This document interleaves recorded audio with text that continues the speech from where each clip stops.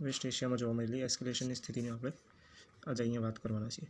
તો સૌપ્રથમ 2015માં જે ન્યુક્લિયર અગ્રીમેન્ટ થયેલું હતું USA એન્ડ ઈરાનની વચ્ચે, તેના પર 2018માં ટ્રમ્પ એડમિનિસ્ટ્રેશન એમાંથી વિડ્રો લઈ લે છે અને હાલમાં 2026થી કન્ટિન્યુઅસ ઈરાન ઉપર હુમલાઓ ચાલી રહ્યા છે. બીજો એક પાર્ટનર છે ઈરાન યુએસએનો આમાં ઇઝરાયલ. બેન્જામિન નેતન્યાહુ જે છે એ અગ્રેસિવ મિલિટરી પોલિસીઝના હિમાયતી છે અને તેમણે એક્સપાન્શનિસ્ટ પોલિસી અંતર્ગત જે આજુબાજુના મુસ્લિમ દેશો છે તેના સાથે કોન્ફ્લિક્ટ હમણાં ચાલુ જ છે. પ્લસ એના સામે હમણાં રિજનલ અને ગ્લોબલ કન્સર્ન્સમાં છે, કેમ કે ઈરાને માત્ર મિલિટરી અટેક્સ નહીં પરંતુ સિવિલિયન પોઝિશન્સવાળા અટેક કરીને ગલ્ફ કન્ટ્રીઝ પર પણ આક્રમણ કરી રહ્યો છે. સૌપ્રથમ એની માટે આપણે એના હિસ્ટોરિકલ રૂટ્સ કયા કયા છે એ જોવું પડશે. તો 1953નું કૂપમાં એન્ટી અમેરિકન સેન્ટિમેન્ટમાં CIA supported removal of Iran's democratically elected prime minister Mohammad Mosavi એને રિમૂવ કરીને પોતાના માણસને બેહાડી અને આ ઇન્ટરવેન્શનના લીધે જ US અને ઈરાનના સંબંધો ત્યાંથી ખરાબ ચાલ્યા છે.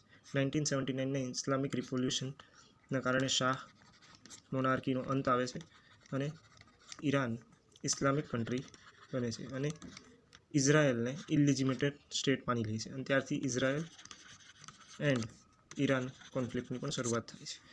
અને જે કારણ હાલમાં મહત્ત્વનું સૌથી વધારે દર્શાવવામાં આવ્યું છે nuclear dispute and strategic anxiety.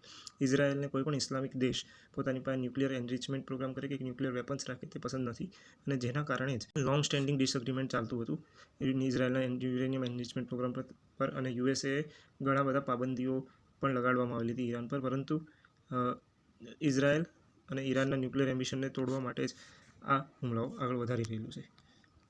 Main immediate triggers જે આ મિલિટરી એસ્કેલેશનમાં વધે છે એનું ફર્સ્ટ એન્ડ ફોરમોસ્ટ રીઝન છે કે assassination of supreme leader of Iran Al Khamenei, જેનું અલ ખામેની અને તેની ફેમિલી સાથે તેમનું ઓપરેશનમાં તેમની થઈ જાય છે.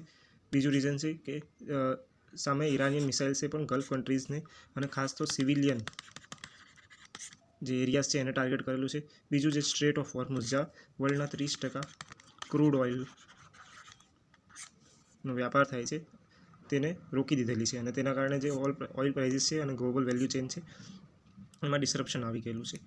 ક્યાં ક્યાં હુમલો થયેલો છે? તો ઈરાન તરફથી ઇઝરાયલ, જોર્ડન, કુવૈત, બહેરીન, કતાર, સાઉદી અરેબિયા, UAE તે જગ્યા ઉપર. ત્યારે US અને ઇઝરાયલે ખાર્મનશાહ, તેહરાન, ઇફશાન શાહ જેવા ન્યુક્લિયર સાઇટ્સ પર હુમલો કરેલો છે.